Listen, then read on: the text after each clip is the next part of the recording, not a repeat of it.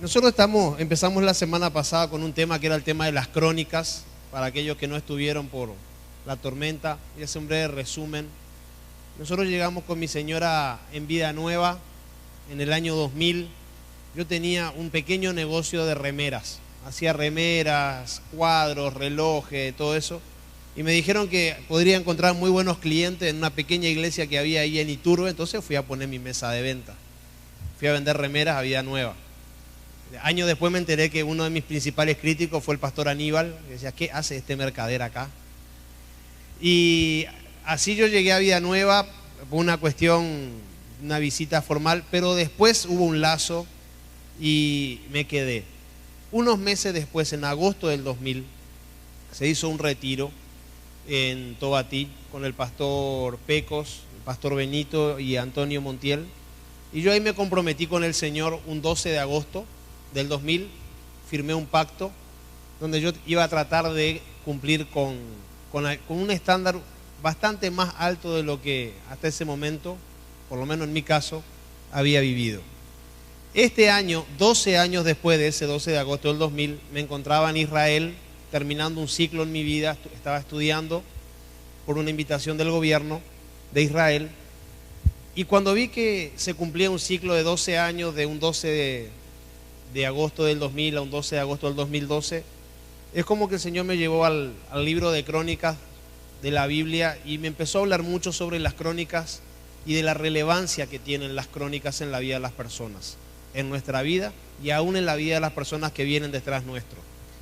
¿Qué son las crónicas? Yo la semana pasada les mostré una serie de fotos, inclusive aquí de Vida Nueva, y me faltó una foto que les había pedido. O sea, yo pensé que la había cargado, pero no la cargué, que era del ex dueño de este lugar, un señor coreano, que esta foto para mí es muy representativa porque en esta foto ustedes podrán ver la actitud de este señor, cómo siempre nos atendía. Él siempre estaba sentado con su diario y nos decía: ¿qué quiere? O sea, él no tenía muchas ganas de vender este lugar, un tipo espectacular, pero... Y nosotros veníamos, ya esto era en la época donde ya le habíamos ganado un poco de confianza, y él nos invitaba, y tenía creo que 2 o 3 sillas cable, con poco cable dicho sea de paso, y nos sentábamos ahí, y un día me senté y le saqué una foto. Un año más tarde, después de esto, logramos, él finalmente decidió vender, logramos comprar esta propiedad, y ese día hicimos una cena, y ese día yo quité algunas fotos de las personas que estuvimos. Me acuerdo que estaba el pastor, vamos a la siguiente, por favor, estaba el pastor Pecos con Gaby, hicimos flor de asado ese día para celebrar por este lugar. El pastor Roberto, pastor con la señora y con la hija, Tito y Pati. Allá está el pastor David con su señora y la pequeña, chiquitita era, Aline. Pastor Benito y Ruth, Jorge, Achor y Andy, miren lo chiquito que era su hijo, y Graciela y Raúl. Y ese día... Y tengo acá de los chicos, miren lo que eran nuestros hijos. Ronnie, era un porotito. Pachu. En esa época Diego Acevedo tenía granitos. O sea, y eso fue hace poco, fue hace 4 años nada más. Eso fue en el 2008, hoy 2012. Y gracias a Dios tenemos la posibilidad nosotros de documentar las crónicas. ¿Qué son las crónicas? Una crónica es una obra que narra hechos históricos en orden cronológico. La palabra crónica viene del latín cronica, que a su vez deriva del griego crónica biblios, es decir, libros que siguen el orden del tiempo en una crónica. Del tiempo. En una crónica, los hechos se narran según el orden temporal en que ocurrieron, a menudo por testigos presenciales o contemporáneos, ya sea en primera o en tercera persona. La semana pasada vimos que la relevancia que tenía documentar una vida con Dios, de tomar nota de las cosas importantes que a uno le pasaba, porque son las crónicas de la vida. Hoy quiero seguir con el segundo punto, hoy quiero compartir con ustedes 3 puntos más.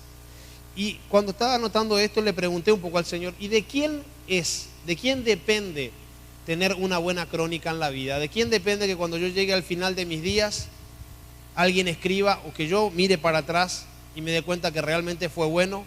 O que alguno de mis hijos, o que alguien diga: che, la verdad que la vida de esta persona fue espectacular. Y un poco depende de nosotros y un poco también depende de los tiempos de Dios. Pero personalmente creo que depende mucho de nosotros. Y el punto 2 es el siguiente: debo esforzarme para ser el protagonista de las crónicas de mi vida. No vas a lograr absolutamente nada o escribir nada bueno con tu vida si no te esforzás por ser el protagonista. Y quiero hablar de estas dos palabras, esfuerzo y protagonismo. Antes habían escribas. ¿Qué hacían los escribas? Los escribas escribían lo que le pasaba a otras personas. Y Dios no nos escogió a nosotros para escribir historias ajenas. Vos no tenés que ser escriba de nadie, vos tenés que escribir tu propia historia. Tenés que escribir una muy buena historia. Yo no sé, en tu caso, puedo hablar por el mío, el de mi señora, cómo fue que hubo una conexión de Dios en tu vida. Si vino a través de tu abuelo, de tu padre, o a través tuyo personalmente, que el Señor se encontró contigo. Eso muchas veces es secundario, porque en la Biblia hemos visto gente que desciende de hombres piadosos que se han convertido en hombres malvados, y hijos de malvados que se convierten en hombres piadosos. Siempre la decisión es personal.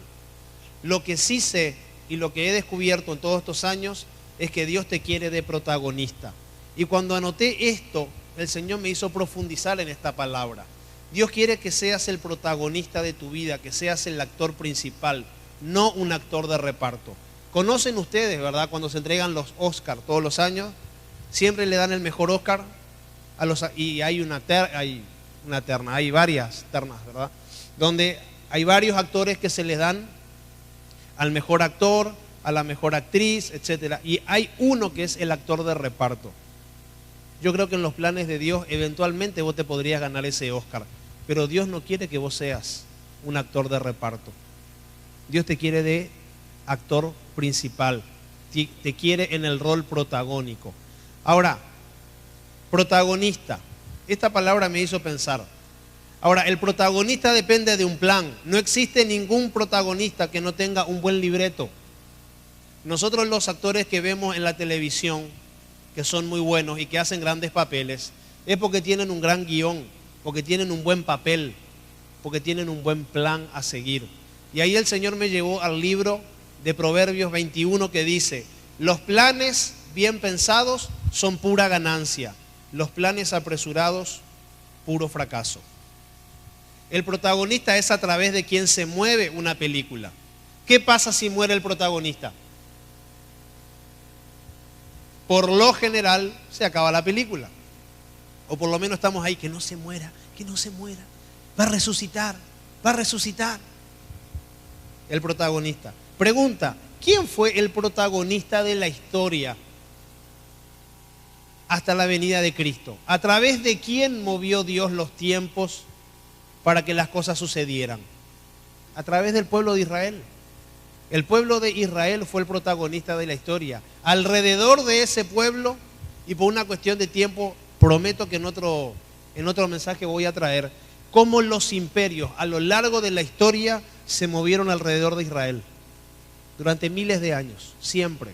Jerusalén es una ciudad que ha sido conquistada y reconquistada más de 20 veces.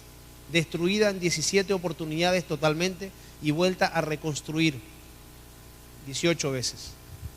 Entonces, si eso no es protagonismo, no sabría qué nombre ponerle. Ahora, ¿a quién Dios escogió hoy para que sean protagonistas en este tiempo moderno? Él sigue escogiendo a su mismo pueblo, al Israel de Dios, que somos nosotros. Miren lo que dice Gálatas 6:16. Paz y misericordia desciendan sobre todos los que siguen esta norma y sobre el Israel de Dios. Gente, según lo que dice la palabra, nosotros somos el Israel de Dios en este tiempo. Y Dios a nosotros nos comisionó un papel protagónico, no un papel de reparto. El Señor no está contando contigo para que eventualmente, alguna vez y por accidente, hagas algo importante. No. El Señor espera que vos tengas un papel protagónico, por lo menos que te esfuerces en hacerlo. ¿Saben quién es lo contrario al protagonista?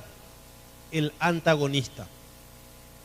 Y hay mucha gente que anda por la vida haciendo el papel antagónico. Nosotros hoy en día diríamos el contra. el que siempre dice que no se puede, que así no se hace, el que critica todo. Dios no quiere que seas ni actor de reparto, ni que tengas el papel antagónico.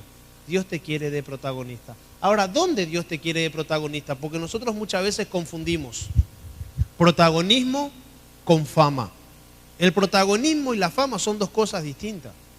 La fama posiblemente sea una consecuencia de tu papel protagónico. ¿Qué es lo que muchas veces la gente busca? Fama. Y lo que vos tenés que buscar es ser un protagonista según el diseño de Dios. ¿Dónde? En primer lugar, en tu casa. Yo me tengo que esforzar por ser el protagonista para mi mujer y ser el protagonista para mis hijas. Ese es el rol protagónico. Yo no tengo que hacer un rol antagónico con mi mujer. Mi señora y yo prácticamente no nos parecemos en nada. Todo lo que a ella le gusta, a mí no me gusta y viceversa. Queremos ver algo en la tele, como en casa tenemos un televisor, no tenemos dos, siempre estamos negociando. Yo quiero ver películas de acción, ella quiere ver películas románticas. Ella quiere ver a los vampiros, una serie fantástica que le encanta, que está buena, a mí no me gusta. Ella quiere tomar mate dulce, yo quiero tomar mate. Todos los días es una negociación. El que prepara el mate lo pone las condiciones. Si yo preparo el mate, lo hago amargo. Hoy, ¿saben qué estoy tomando? Mate dulce. O sea, y somos muy distintos en ese sentido, pero eso no nos resta protagonismo. Yo quiero seguir siendo protagónico en mi rol de marido para sacar a la gran mujer que hay ahí, y yo sigo contando con ella para que saque lo mejor que hay acá, que yo no lo puedo sacar por mí mismo, sino que ella lo está logrando poco a poco. Uno tiene que saber en qué Dios te quiere de protagonista, no de antagonista, no de reparto, no de padre ausente, no de esposa ausente. Yo tengo que ser protagonista con mis hijas. Yo no puedo esperar que la televisión le eduque a mis hijas. El otro día estaba mirando que mi hija se estaba comportando como una de mis hijas, se estaba comportando como un personaje de televisión. Y es como que entré y escuché lo que estaba en la tele y de repente, pero mi hija me dice lo mismo. Entonces le dije, ahora ya sé de dónde vos me haces estos escándalos. Le digo, yo te voy a decir algo, tu papá no es como el idiota del papá de esa nena que sale en la tele. Ahora, si vos querés que yo me rebaje al papel de idiota que tiene esa nena de papá, yo te puedo asegurar que te hago la vida imposible. No, papá. ¿Saben cómo se calmó?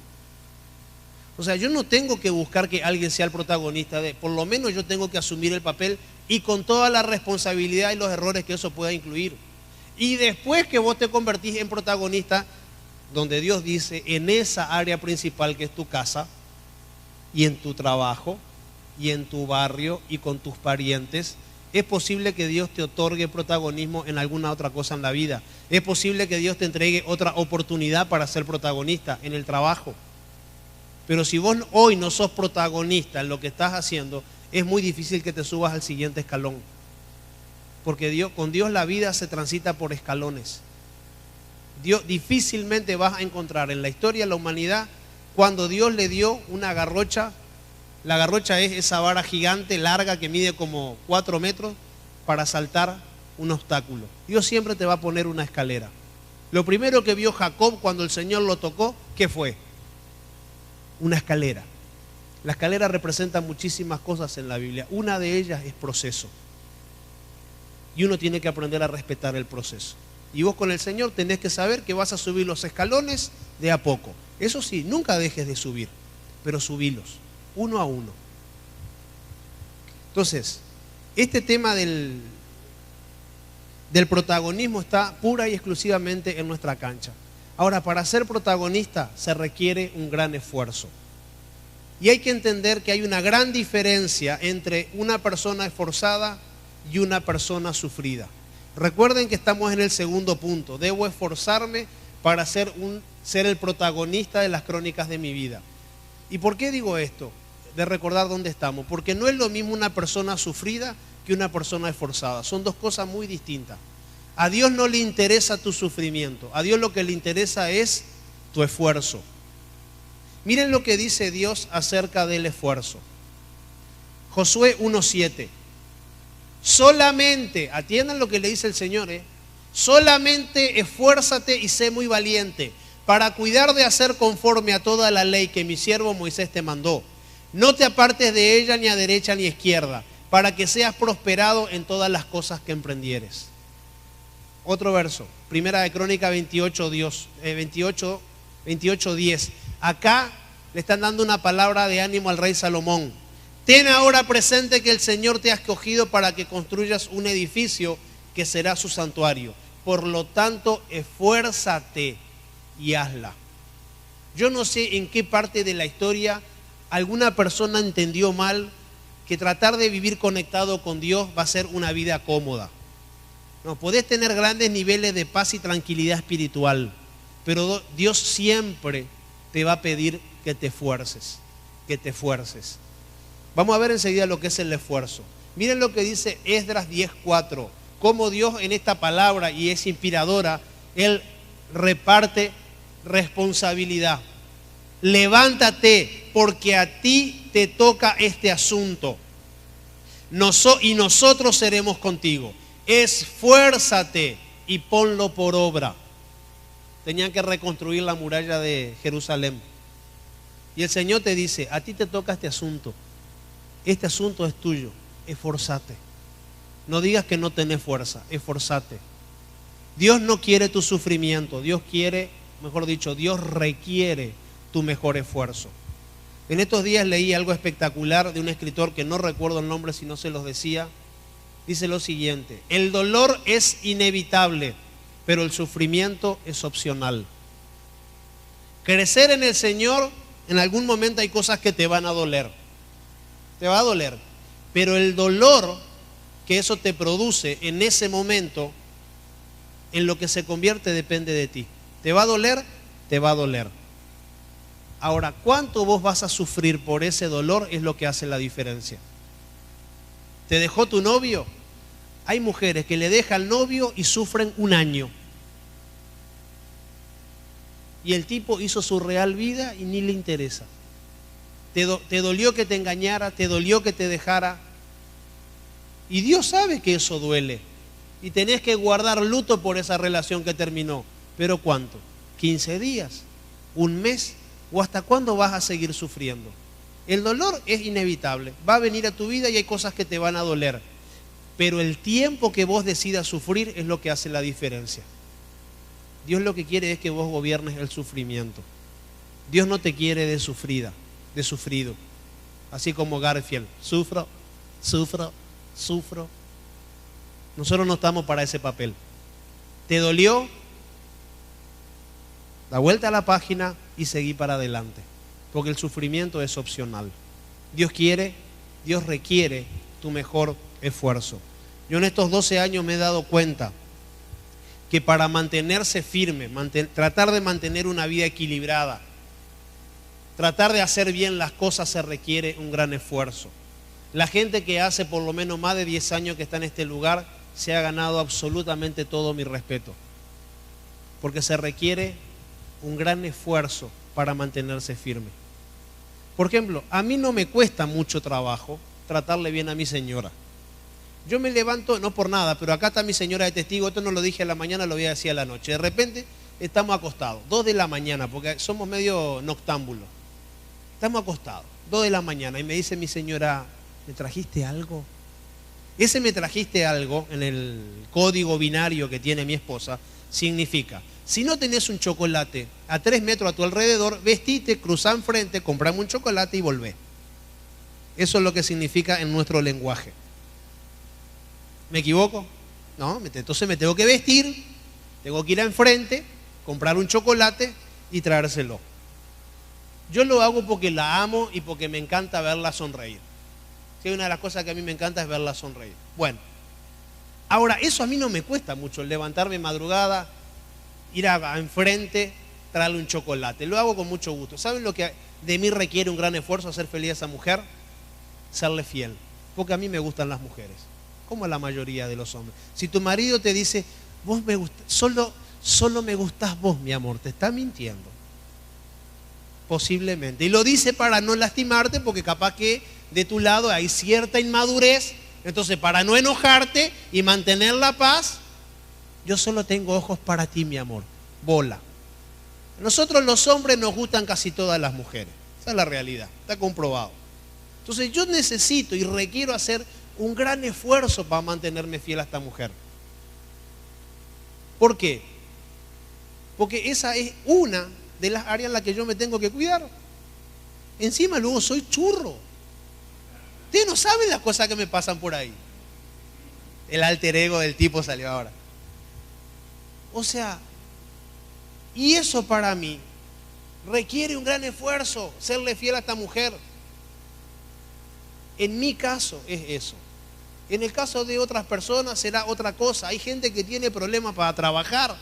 No tiene problema con ser fiel, pero es un vago de primera. Y vive de la mujer. La mujer factura, la mujer cobra, el marido gasta. Tenemos casos de eso acá. Entonces yo no sé cuál es el área de la cual vos te tenés que cuidar de vos mismo, pero es necesario que vos le pongas un gran esfuerzo a aquello que te cuesta. Te cuesta venir los domingos, te cuesta ser parte de una comunidad. Hay gente que le cuesta relacionarse. Yo tuve que preparar un proyecto en estos días. ¿Saben lo que tuve que hacer?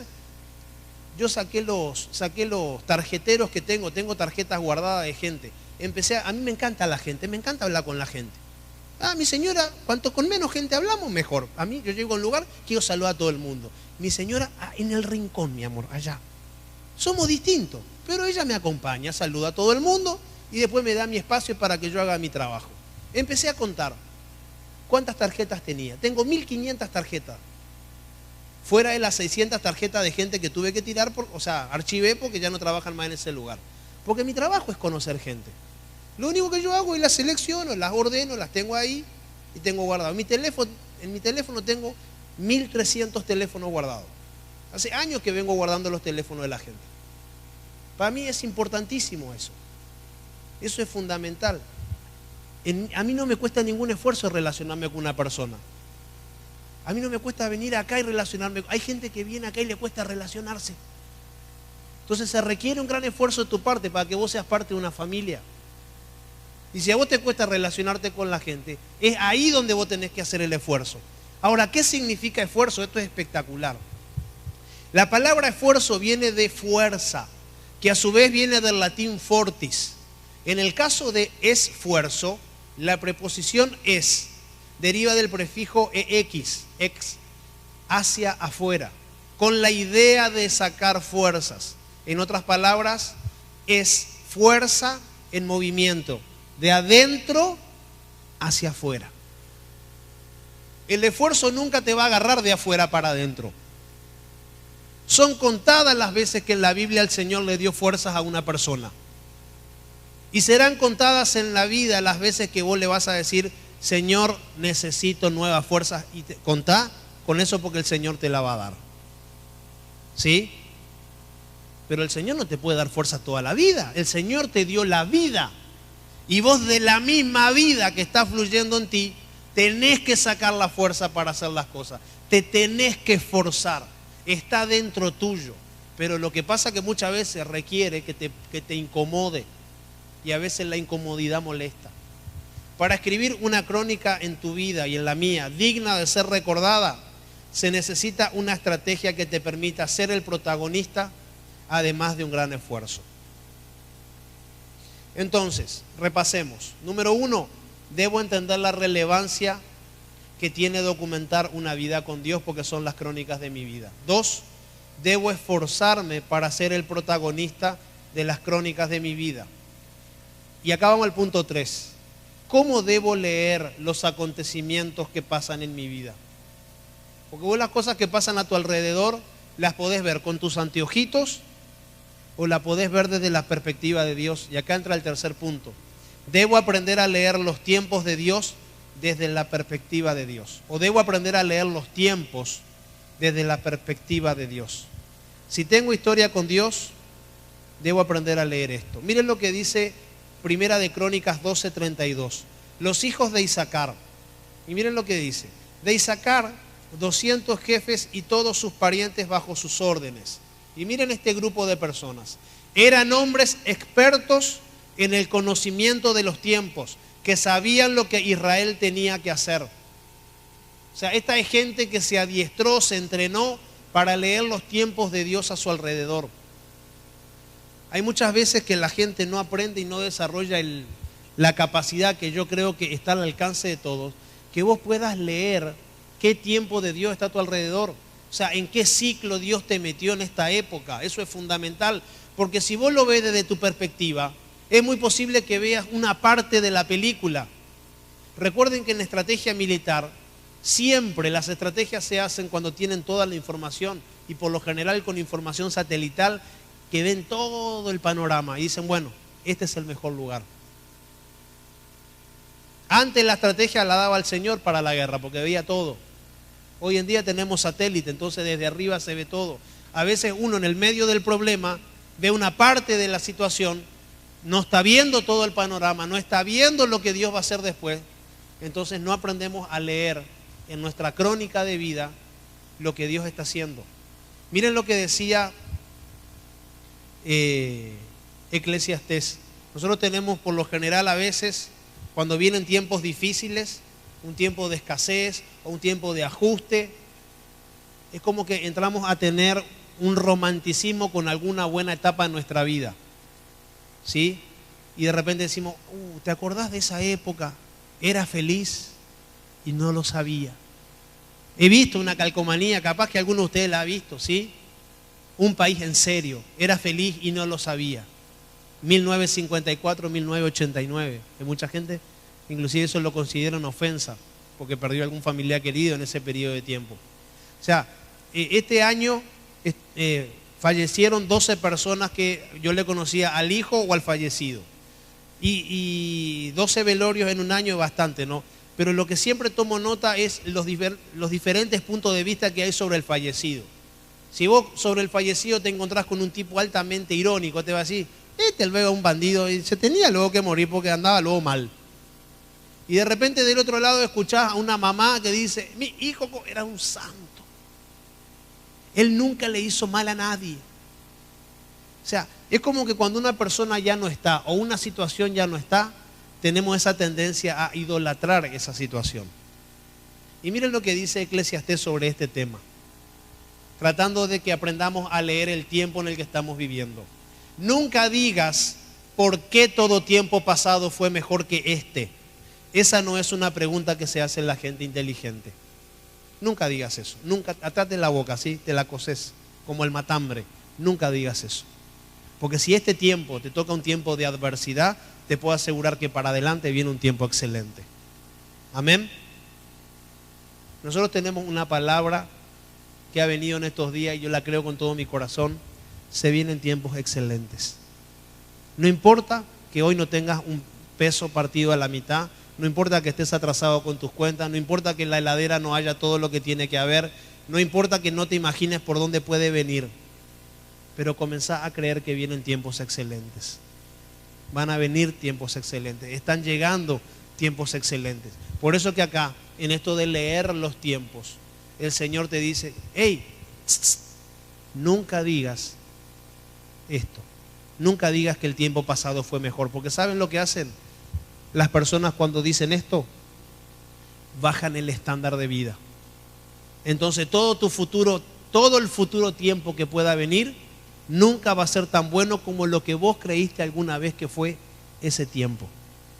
Y si hay algo que yo les puedo asegurar, es que sí, Dios sabe lo que son buenos tiempos. Es más, Dios tiene muy en cuenta, y decía Néstor, yo tengo planes de bienestar. El bienestar es el estar bien.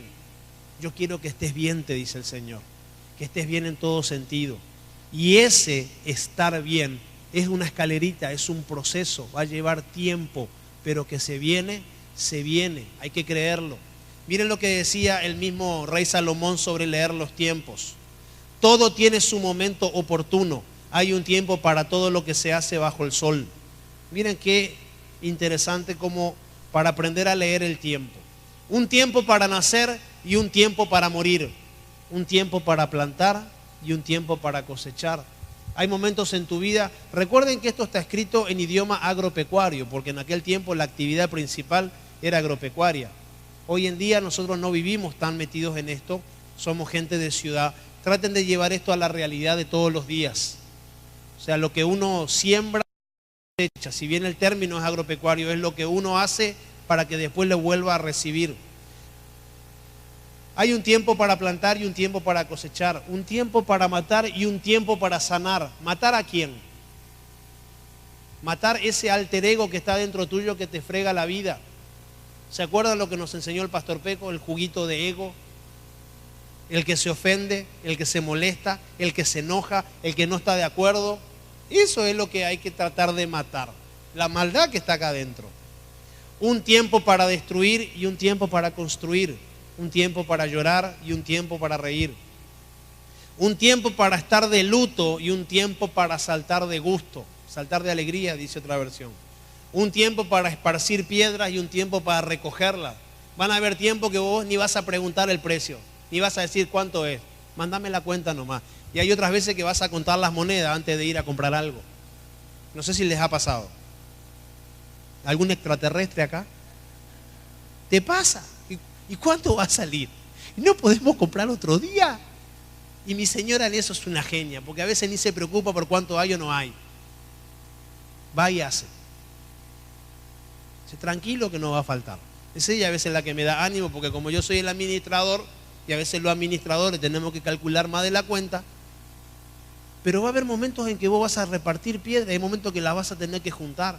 Esto no hay que leerlo literalmente, esto tenés que leerlo entre líneas. Acá te está dando un consejo de administración. Hay un tiempo para abrazarse y un tiempo para despedirse. Hay tiempo que vos tenés que abrazar a un novio y hay tiempo que le tenés que decir, ¿sabes qué, papito? Hasta acá. Es tiempo de la despedida. Así como te abracé un día, hoy es día de decirte hasta acá. Y el Señor te va a ayudar a leer el tiempo. Hay un tiempo para todo. Hay un tiempo para intentar y hay un tiempo para desistir. Recuerden que la perseverancia es una virtud, pero cuando se practica la perseverancia en exceso o se viola el principio de la perseverancia, eso se vuelve en insistencia. Y la insistencia a todo el mundo le cae mal. No, esa persona es demasiado pesada. Muy pesada luego. ¿Por qué? Porque fue muy pesada, insistió demasiado. La perseverancia es perfecta. La perseverancia es el arte de martillar el mismo clavo con la exacta cantidad de golpes hasta que el clavo llegue hasta donde tiene que llegar. Eso es perseverancia. Este clavo sobre esta madera necesita 3 golpes, pero el mismo clavo sobre esta madera no necesita 3 golpes, necesita 20 golpes y más despacio. Tac, tac, tac. Si no partimos la madera o doblamos el clavo. La perseverancia es el arte de saber cómo golpear cada situación de la vida sin romper el clavo y sin cortar y sin partir la madera.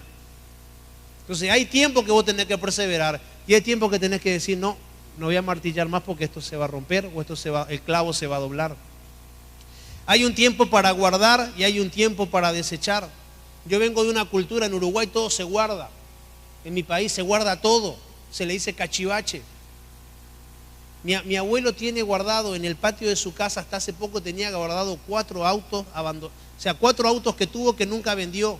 Y él compraba autos, mi abuelo, compraba autos que le faltaban la rueda para los repuestos de los otros autos que eran más nuevos. O sea, es una cuestión cultural. Y uno tiene que saber cuándo guardar y cuándo desechar. Un día le agarró la loca, como se dice, contrató un camión y limpió todo el fondo. Parecía otra casa. Espectacular le quedó. Hay tiempo para rasgar y tiempo para coser, tiempo para callar y un tiempo para hablar. Esto me encanta. Viste que hay gente que dice, yo no me guardo nada, yo voy a decir todito luego. ¿Cómo que vas a decir todito? Pero si vos tenés información, no quiere decir que la tengas que decir. A veces la información expresada en un momento inoportuno o fuera de tiempo puede lastimar a mucha gente. El hecho que vos sepas algo confidencial de la otra persona no quiere decir que vos se lo tengas que contar a nadie. Yo conozco algunos casos muy gruesos de gente que tiene historias que están en el cofre y uno se entera por accidente. Y a mí lo que menos se me ocurriría es hablar del tema. Es más, algunas de esas personas ni siquiera saben lo que yo sé. ¿Y para qué lo voy a decir? Vos no sabés lo que yo sé. Famoso. Eso es manipulación, eso es extorsión. El hecho de que Dios te dé la oportunidad, o sea, por algo el Señor te dio 2 oídos y una boca. Hay un tiempo para escuchar y hay un tiempo para hablar. Para escuchar siempre es oportuno. Para hablar pensar el doble. Porque escuchar no tiene consecuencia muchas veces. Vos podés administrar las cosas que escuchás. Pero lo que vos no podés administrar es lo que ya dijiste. Lo que ya dijiste, lo dijiste. Podés rectificar. Pero a veces no es tan fácil. Hay un tiempo para amar y un tiempo para odiar. Ahora vamos a leer entre líneas, porque sí, el pastor dijo que hay que odiar. No. Yo, por ejemplo, he entendido que a mi mujer la tengo que amar, pero me he dado cuenta de aquellas cosas que tengo que odiar de nuestra relación que nos hacen daño. O sea, la idea es que vos identifiques aquellas cosas que tenés que apartar, que te molestan, que te restan a tu relación. ¿Me van siguiendo? O sea, hay que leerlo con profundidad esto. Hay un tiempo para la guerra y hay un tiempo para la paz. Eso decía el sabio. Y uno tiene que aprender a leer en qué tiempo se encuentra. Entonces, ¿cómo lo hago? ¿Cómo leo el tiempo de Dios desde esta óptica? La única manera es conectado con la fuente de la vida.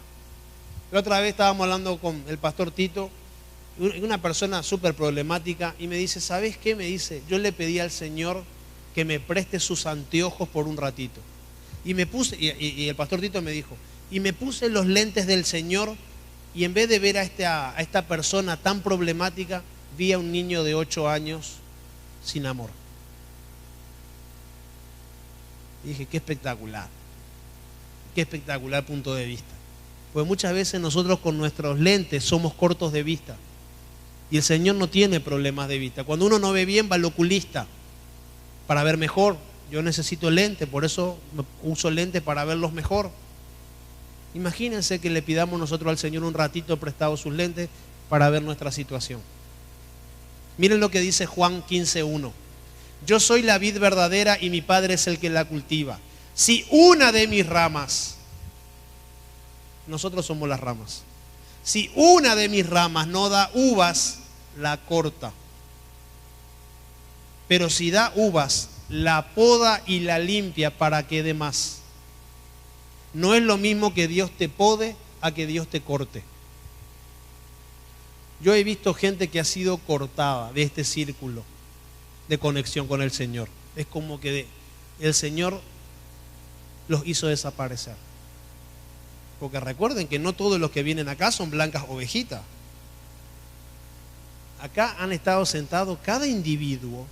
Han venido lobos disfrazados de oveja a este lugar.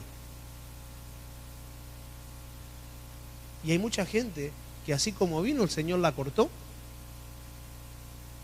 Y el Señor te dice, y porque te ama, ¿sabes qué? Yo te voy a podar, pero no te quejes. La poda te va a doler, que te corten una ramita o que te corten algo en tu vida que te está molestando. Pero el propósito es que des más fruto. Ahora, cuando el Señor te pode y te corte algo en tu vida, vos vas a determinar cuánto sufrimiento le vas a dar. Pero Señor, esa ramita me gustaba tanto. Y si el Señor te la está cortando, es porque te está restando fuerza, recursos. ¿Saben cuál es el principio natural? Que una rama que está secando a la parra, le está restando energía para las ramas que son más nuevas y que tienen la capacidad de dar más uva. Entonces, como le resta fuerza, la poda. ¿Para qué? Para que la energía y la fuerza se centren en las ramas que realmente dan fruto. Porque Dios sabe que tu fuerza y la mía es limitada. Entonces Dios va a empezar a podarte. De hecho, que lo viene haciendo, lo está haciendo y lo seguirá haciendo. Dios es quien quiere cultivarte, y los cultivos tienen estaciones, tiempos diferentes. Habrán tiempos que darás frutos y habrá tiempos de poda y habrá tiempos donde volverás a dar fruto. Acepta con honor la poda de Dios. Es el mejor cultivador que puedas encontrar en la vida. Y acá, cuando estaba con este punto, me bajó una pregunta espectacular. Pregunta: ¿quién te ha cultivado? Luis, ¿quién te cultivó a vos? Porque hoy vos sos un hombre, un tipo maduro, tiene una familia. El resultado de lo que vos sos es porque alguien te cultivó. ¿Quién te cultivó a vos? Alguien nos cultivó. Lo que hoy somos es el trabajo de alguien. Papá, mamá en la infancia, más la suma del colegio, más la suma de esto. Eso metes todo en la licuadora, apretás un botón y es lo que hoy tenemos. La pregunta es, ¿quién te cultivó? Por eso que cuando alguna persona te dice, es que esto es así porque yo soy así. Esa es la manera en que a esa persona la cultivaron. No quiere decir que eso sea así. Es que yo las cosas te las voy a decir de frente. Yo te voy a decir lo que pienso y luego no me interesa si te duele. A esa persona la cultivaron así. Pero no quiere decir que esa brutalidad en esas palabras sea la manera en que Dios te quiere cultivar. Dios es el que te quiere cultivar para que tengas su cultura. Dios tiene una cultura. Miren lo que dice. Yo soy la vid y mi Padre es el que la cultiva. La palabra cultura viene de cultivar. Yo escucho muchas veces por ahí, hermano, que Dios te bendiga, bendiciones. Y eso ni más ni menos es que el Señor te elogie cuando hagas algo bien. Ese es el concepto. Que te ganes el elogio del Señor. Pero nunca escuché en mi vida que alguien me desee que el Señor te cultive. Eso es lo mejor que te puede pasar. Que el Señor te cultive. Mi amor, que el Señor te cultive. Y en mi caso me conviene más todavía. Ustedes no saben con quién vivo yo. Que el Señor te cultive. Porque si el Señor te cultiva, vas a incorporar a tu vida la cultura de Dios y es muy posible que puedas disfrutar de una buena vida y en abundancia. Entonces, ¿para qué sirve leer los tiempos desde la óptica de Dios? Para que te des cuenta dónde pudo haber estado el error y corregirlo. Cuando vos tenés una vida medianamente ordenada y podés ver todo lo que pasó en tu vida y ves que hoy en día hay un tiempo de adversidad o las cosas no te están saliendo o no le estás encontrando el sentido, vos podés decir acá, acá y acá, en esto me equivoqué, tengo que volver. Yo hace algunos, no sé si fue este año, el año pasado, hablé sobre el delirio. La palabra delirio no es locura, son dos palabras distintas. Delirar significa apartarse del surco recto. Hay mucha gente que delira por el camino. El Señor tiene un surco recto, tiene un camino. Esa palabra delirar se decía por los bueyes cuando el arado salía del surco recto. Y cuando uno sabe leer los tiempos de Dios, se da cuenta, acá, en este punto yo dejé de hacer esto. Acá me equivoqué. Entonces uno puede volver al surco recto. Una de las maneras en las cuales puedes apreciar esto es viendo la sincronicidad de Dios a lo largo de tu vida desde que empezaste a hacer las cosas bien o por lo menos lo has intentado. Y punto 4, ¿a quién le serán útiles aparte de mí las crónicas? Debo inspirar a otros a que escriban sus crónicas de una buena vida anunciada. Debo animar a otros. Y cuando estaba pensando en esto, ahora les voy a mostrar algo que traje. Les quiero comentar un caso en la historia, que esto no lo compartí a la mañana y rápidamente lo pasamos al PowerPoint. A lo largo de la historia, el libro de las crónicas de Dios, el libro de la ley, se perdió. Se perdió, desapareció. Entonces los reinos empezaron a vivir con otras culturas, ¿sí? Cultivados o influenciados de otras maneras. Y le quiero leer lo que pasó en esta época para que ustedes se den cuenta la relevancia que tiene, que vos te tomes el tiempo, comprate una agenda vieja, un cuaderno y empezá a notar las buenas cosas que Dios hizo por vos. Te vas a dar cuenta que algún día a alguna persona, a alguno de tus descendientes, a alguien que está en tu futuro, en tu línea de vida, le podría servir.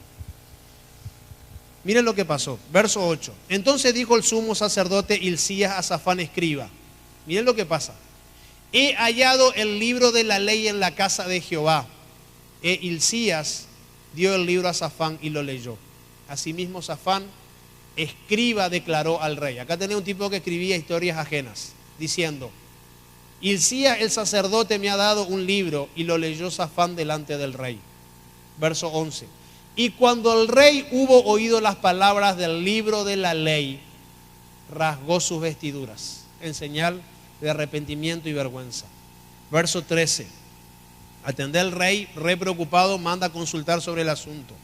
Id y consultad a Jehová por mí y por el pueblo y por toda Judá, acerca de las palabras de este libro que se ha hallado.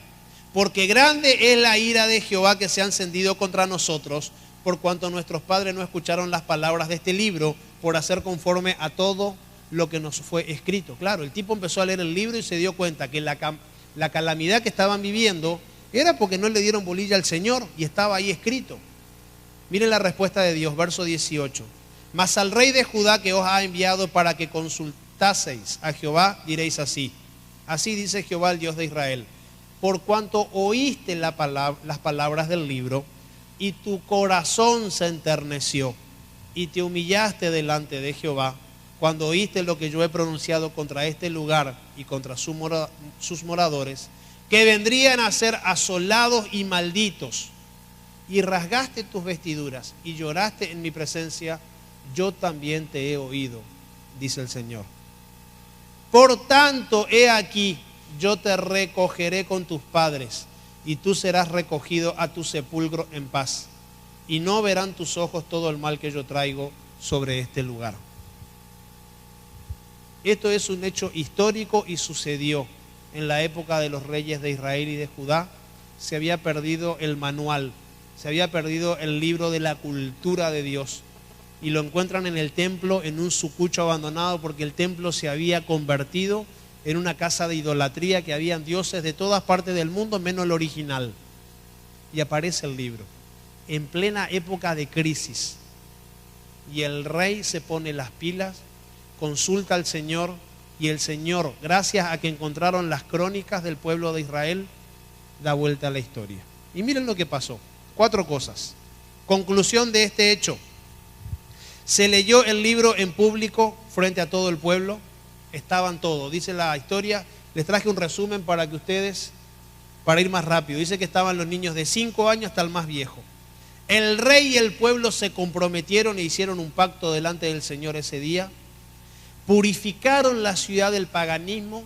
Dice que fue el único rey que sacó todos los dioses y todos los altares, limpió la ciudad, y después se celebró una Pascua como pocas en la historia de Israel.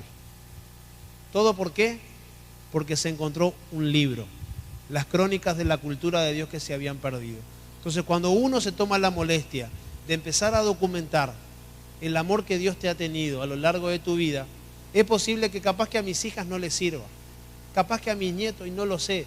Y si por ahí un bisnieto, cabeza dura, encuentra un libro del abuelo y los escritos del abuelo, y ve un video del abuelo hablando de esto para el año 2150, y en el año 2150, dentro de 138 años, él ve esto y dice: upa, este tipo estaba salteado a los tiempos, y porque Dios vive por sobre los tiempos. Y nosotros tenemos que aprender a leer el tiempo de Dios, no en nuestra línea de vida de 70, 80 o 100 años. Nosotros tenemos que documentar el romance que Dios ha tenido con nosotros para que otras personas se puedan inspirar.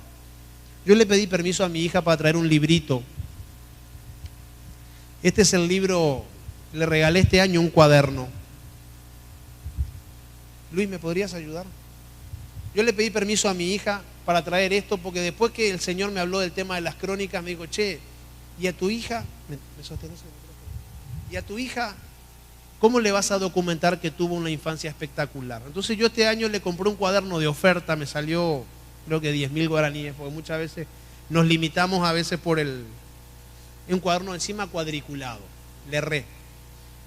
Y le puse: este es el libro de las crónicas de Ana Laura Cabarcos Blanco, donde estarán anotadas todas las cosas importantes de su vida.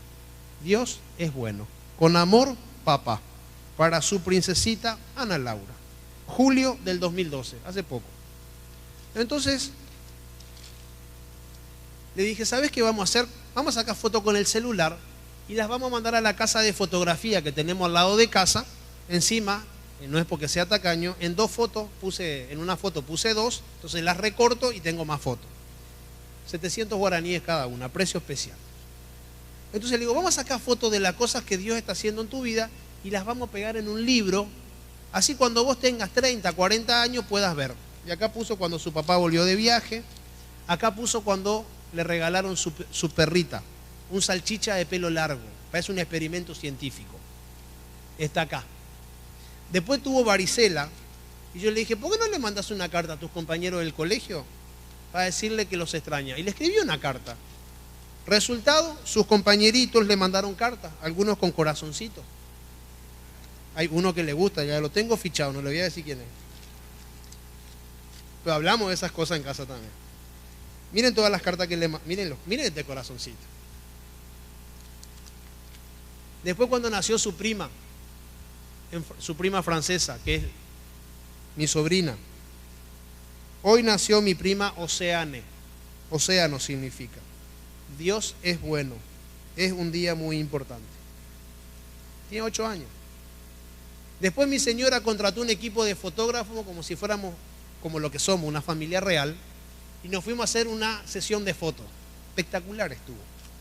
Realmente estuvo espectacular. Después vino gente de Francia. Tuvimos que recibir. Pasamos por una florería y fuimos a comprar un ramo de flores.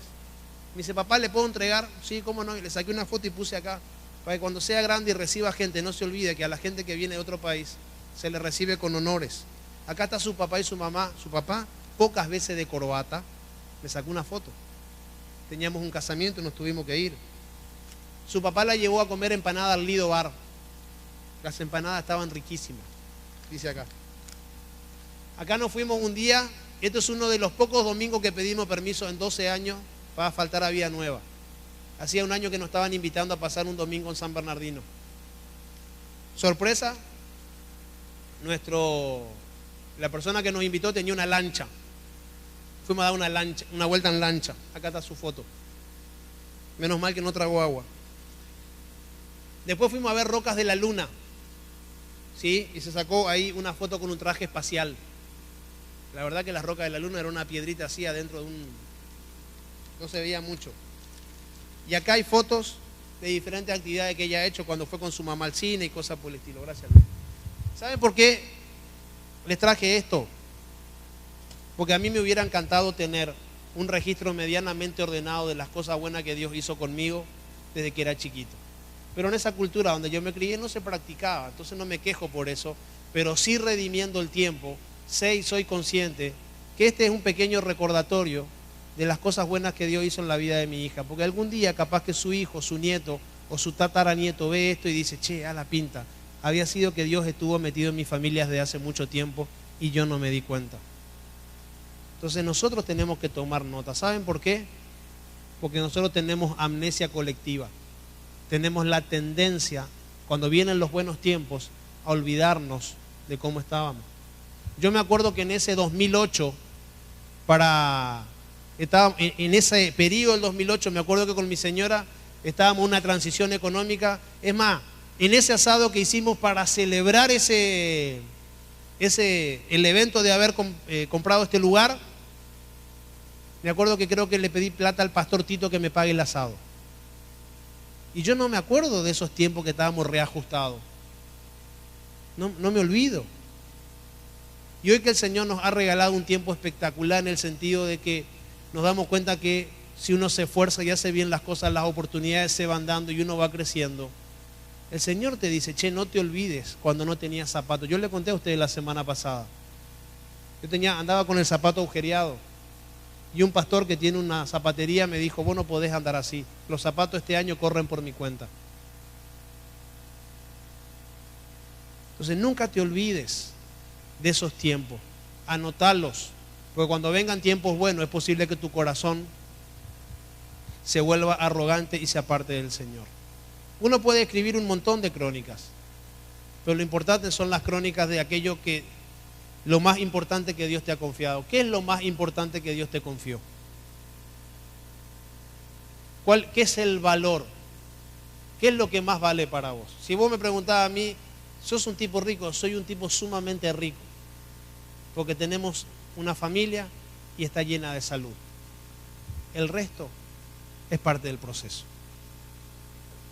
Y eso que Dios me ha confiado, eso que Dios ha puesto en mis manos, eso es lo que yo tengo que trabajar y tratar que Dios cultive. Les quiero hacer una pregunta y después voy a compartir una frase con ustedes. ¿Cuántos de los que están acá creen que a lo largo de su vida Dios podría hacer 50 cosas importantes? Pero cosas importantes, importantes.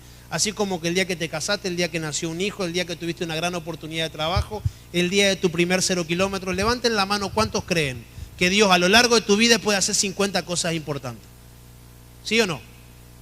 Pregunta, ¿cuántas semanas tiene el año? ¿Cuántas? 52. ¿Saben que yo estaba meditando y le dije, Señor, yo creo que contigo, después de un buen tiempo de caminar junto a ti, yo hace solamente 12 años que estoy tratando de hacer bien las cosas. Antes trataba de hacer lo mejor que podía y no me salía bien. Pues yo hace 12 años que estoy en este camino y después de 12 años me di cuenta que no estoy en el camino equivocado, que estoy en el camino correcto. Y después de 12 años le dije al Señor, Señor, yo creo que si me regalás una larga vida, al final de mis días voy a poder celebrar cada semana algo bueno que hiciste por esta familia. ¿Será que nosotros podemos anotar a lo largo de nuestra vida 50 motivos de agradecimiento para que cuando vengamos un domingo acá tengamos algo que celebrar? Ustedes saben lo que son las crónicas. Ahí en el diario se llama efemérides o efemeridades. Ese es el nombre que tiene. Un día como hoy, de 1980, ¿será que vos podés escribir y mirar en tu libro y decir, un día como hoy, de hace 15 años, empecé una nueva oportunidad laboral? Un día como hoy, de tal fecha. Un día como hoy, porque con el Señor siempre se gana, con el Señor nunca se pierde. Amén.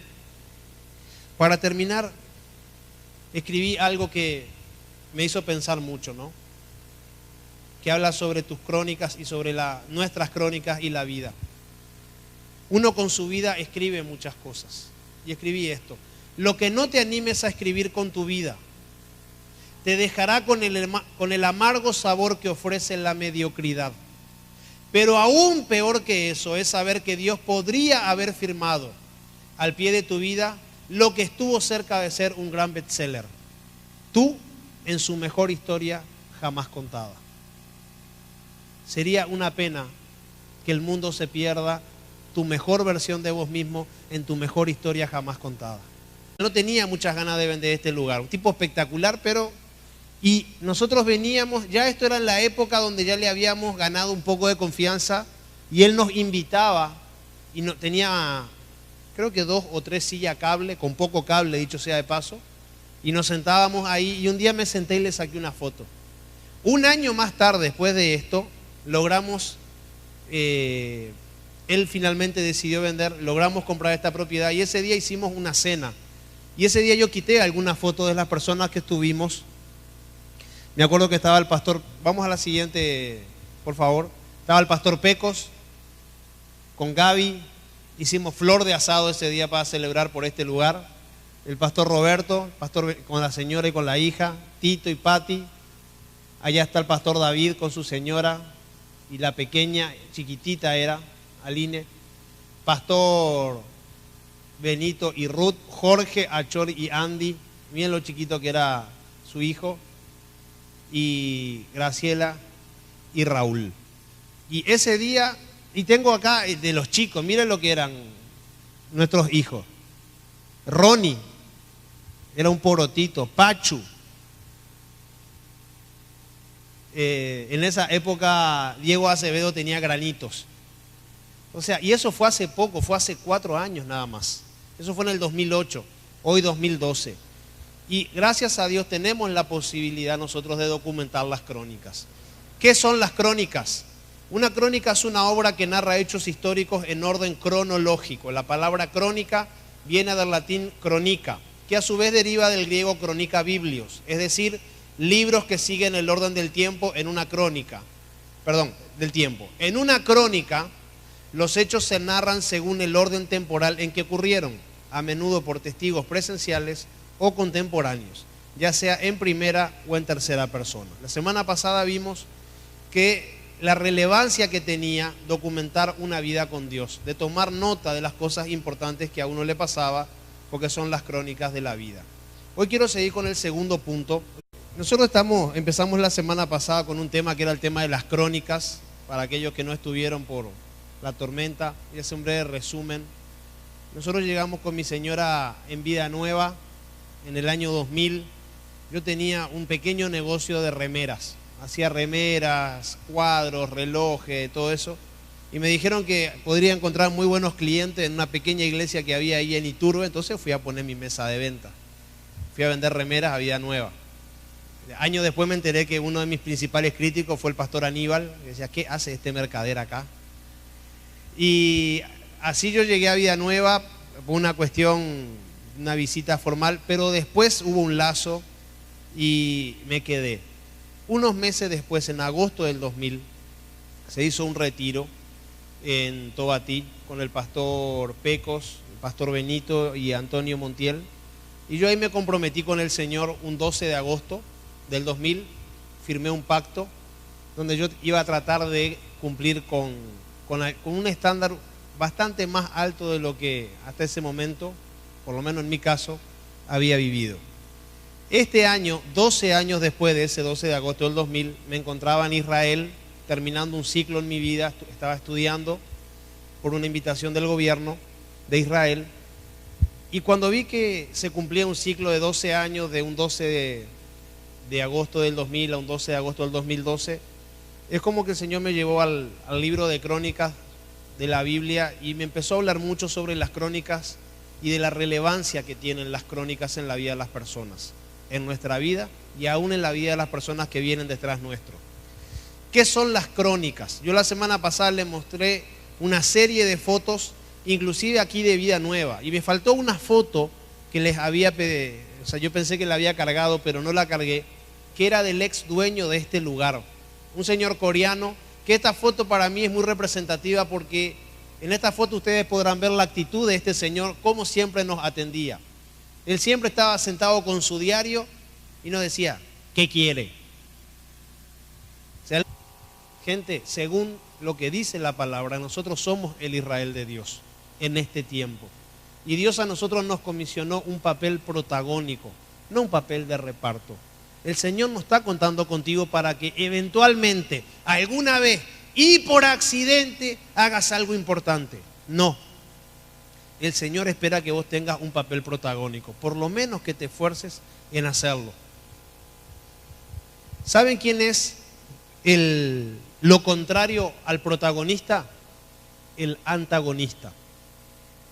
Y hay mucha gente que anda por la vida haciendo el papel antagónico. Nosotros hoy en día diríamos el contra. El que siempre dice que no se puede, que así no se hace, el que critica todo.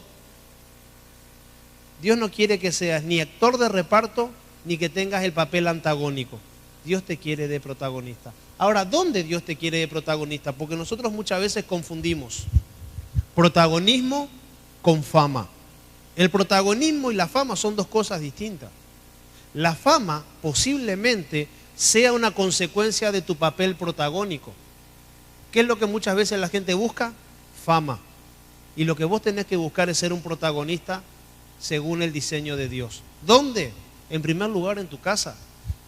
Yo me tengo que esforzar por ser el protagonista para mi mujer y ser el protagonista para mis hijas. Ese es el rol protagónico. Yo no tengo que hacer un rol antagónico con mi mujer. Mi señora y yo prácticamente no nos parecemos en nada. Todo lo que a ella le gusta, a mí no me gusta y viceversa. Queremos ver algo en la tele, como en casa tenemos un televisor, no tenemos dos, siempre estamos negociando. Yo quiero ver películas de acción, ella quiere ver películas románticas. Ella quiere ver a los vampiros, una serie fantástica que le encanta, que está buena, a mí no me gusta. Ella quiere tomar mate dulce, yo quiero tomar mate. Todos los días hay una negociación. El que prepara el mate lo pone las condiciones. Si yo preparo el mate, lo hago amargo. Hoy, ¿saben qué estoy tomando? Mate dulce. O sea, y somos muy distintos en ese sentido, pero eso no nos resta protagonismo. Quiero compartir con ustedes 3 puntos más. Y cuando estaba anotando esto, le pregunté un poco al Señor: ¿y de quién es? ¿De quién depende tener una buena crónica en la vida? ¿De quién depende que cuando yo llegue al final de mis días alguien escriba o que yo mire para atrás y me dé cuenta que realmente fue bueno, o que alguno de mis hijos, o que alguien diga, che, la verdad que la vida de esta persona fue espectacular. Y un poco depende de nosotros y un poco también depende de los tiempos de Dios, pero personalmente creo que depende mucho de nosotros. Y el punto 2 es el siguiente: debo esforzarme para ser el protagonista de las crónicas de mi vida. No vas a lograr absolutamente nada o escribir nada bueno con tu vida si no te esforzás por ser el protagonista. Y quiero hablar de estas dos palabras, esfuerzo y protagonismo. Antes habían escribas. ¿Qué hacían los escribas? Los escribas escribían lo que le pasaba a otras personas. Y Dios no nos escogió a nosotros para escribir historias ajenas. Vos no tenés que ser escriba de nadie, vos tenés que escribir tu propia historia. Tenés que escribir una muy buena historia. Yo no sé, en tu caso, puedo hablar por el mío, el de mi señora, cómo fue que hubo una conexión de Dios en tu vida. Si vino a través de tu abuelo, de tu padre, o a través tuyo personalmente, que el Señor se encontró contigo. Eso muchas veces es secundario, porque en la Biblia hemos visto gente que desciende de hombres piadosos que se han convertido en hombres malvados, y hijos de malvados que se convierten en hombres piadosos. Siempre la decisión es personal. Lo que sí sé y lo que he descubierto en todos estos años es que Dios te quiere de protagonista. Y cuando anoté esto, el Señor me hizo profundizar en esta palabra. Dios quiere que seas el protagonista de tu vida, que seas el actor principal, no un actor de reparto. Conocen ustedes, ¿verdad? Cuando se entregan los Oscar todos los años, siempre le dan el mejor Oscar a los, y hay hay varias ternas, ¿verdad? Donde hay varios actores que se les dan al mejor actor, a la mejor actriz, etcétera. Y hay uno que es el actor de reparto. Yo creo que en los planes de Dios eventualmente vos te podrías ganar ese Oscar, pero Dios no quiere que vos seas un actor de reparto. Dios te quiere de actor principal, te quiere en el rol protagónico. Ahora, protagonista, esta palabra me hizo pensar. Ahora, el protagonista depende de un plan. No existe ningún protagonista que no tenga un buen libreto. Nosotros, los actores que vemos en la televisión, que son muy buenos y que hacen grandes papeles, es porque tienen un gran guión, porque tienen un buen papel, porque tienen un buen plan a seguir. Y ahí el Señor me llevó al libro de Proverbios 21 que dice: los planes bien pensados son pura ganancia, los planes apresurados, puro fracaso. El protagonista es a través de quien se mueve una película. ¿Qué pasa si muere el protagonista? Por lo general se acaba la película. O por lo menos estamos ahí, que no se muera, que no se muera. Va a resucitar, va a resucitar. El protagonista. Pregunta: ¿quién fue el protagonista de la historia hasta la venida de Cristo? ¿A través de quién movió Dios los tiempos para que las cosas sucedieran? A través del pueblo de Israel.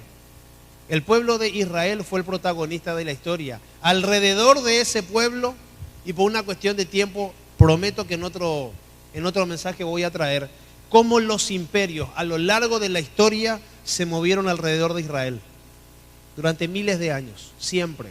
Jerusalén es una ciudad que ha sido conquistada y reconquistada más de 20 veces, destruida en 17 oportunidades totalmente y vuelta a reconstruir 18 veces. Entonces, si eso no es protagonismo, no sabría qué nombre ponerle. Ahora, ¿a quién Dios escogió hoy para que sean protagonistas en este tiempo moderno? Él sigue escogiendo a su mismo pueblo, al Israel de Dios, que somos nosotros. Miren lo que dice Gálatas 6:16. Paz y misericordia desciendan sobre todos los que siguen esta norma y sobre el Israel de Dios.